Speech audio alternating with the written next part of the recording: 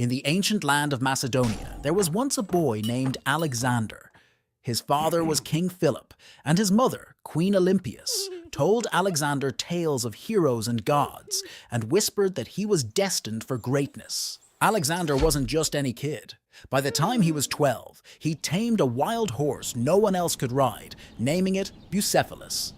He learned about stars, numbers, and battles, and his teacher was none other than the famous philosopher Aristotle. When Alexander turned 20, something tragic happened. His father passed away. Suddenly, Alexander was the king. He looked at the maps of the world and decided he wanted to know what was beyond his kingdom. So he gathered a huge army and set off on an adventure that would make him a legend. He led his soldiers across lands far and wide. They climbed over tall mountains, trudged through hot deserts, and fought giant armies.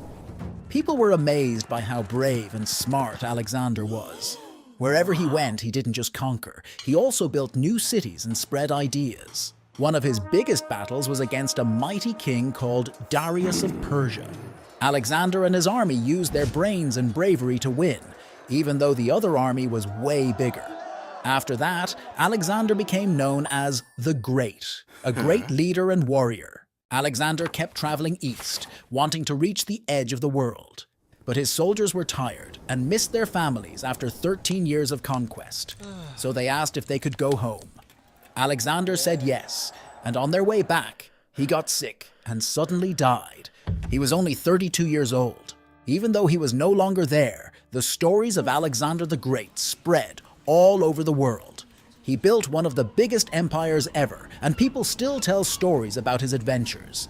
He showed that with courage and cleverness, even a boy from a small kingdom could become great. Thanks for watching. See you in our next adventure.